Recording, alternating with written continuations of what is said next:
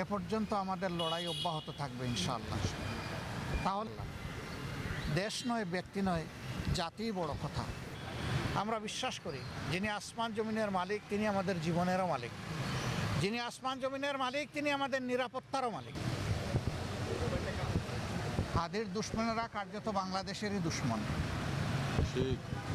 কারণ হাদিরা বাংলাদেশের পক্ষে কথা বলতো, বাংলাদেশের স্বাধীনতা এবং সার্বভৌমত্বের পক্ষে ছিল। হাদিরা আপন সংস্কৃতির কথা বলতো, হাদিদের উচ্চারণ ছিল অপসংস্কৃতির বিরুদ্ধে। হাদিরা কোটি তরুণের প্রাণে দ্রোহের আগুন জ্বালিয়ে দিয়েছিল। এই দেশ, এই জাতি আমাদের দেশ এবং জাতির পাহারাদারি আমাদেরকেই করতে হবে। কোনো কালো চিলকে আমাদের ভাগ্যে আর চু মারার কোনো সুযোগ আমরা দেব না। এটাই ছিল তাদের অঙ্গীকার। তারা বলেছিল জীবন দিব তবুও 24 দিব না। এটা কেন বলেছিল আমরা সবাই বুঝি। এটাই তাদের অপরাধ।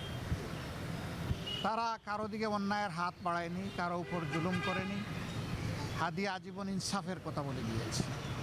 এমনকি বলতে বলতে এটাও বলেছে যে আমার শত্রুর প্রতিও আমি ইনসাফ করতে চাই।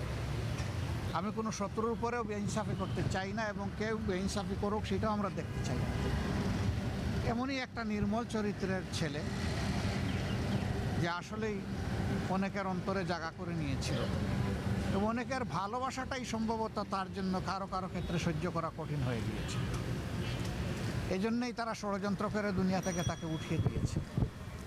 কিন্তু যারা বিপ্লবী তাদেরকে খুন করে বিপ্লবের চেতনাকে খুন করা যায় না, বরঞ্চ সেই চেতনা আরও ছড়িয়ে পড়ে।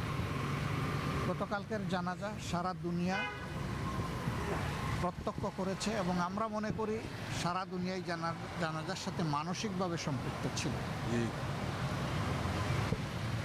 আমরা শপথ নিতে চাই আল্লাহ তাআলা যে দেশে আমাদেরকে পয়দা করেছে, এই দেশ এই জাতির জন্যে আমাদের সর্বোচ্চটুকু দিয়েই আমরা লড়ে যাব ইনশাআল্লাহ।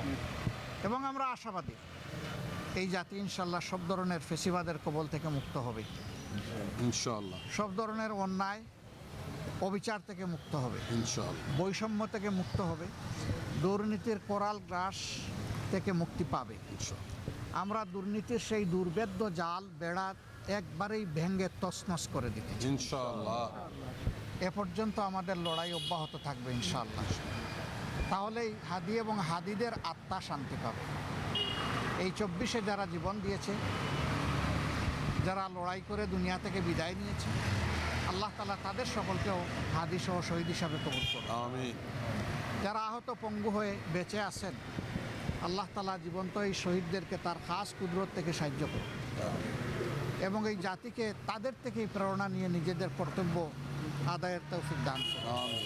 আজকে রাজনৈতিক দলগুলোর উপর অনেক বড় দায়িত্ব।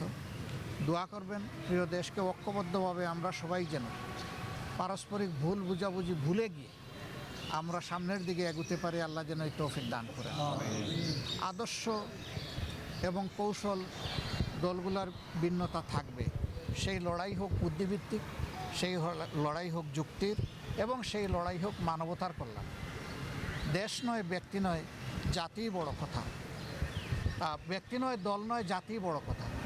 সেই কথার উপরে আমরা যেন রাজনৈতিক দলগুলো আমাদের পথ রচনা করে সামনে এগোতে পারি। আল্লাহ সেই তৌফিক দান করুন।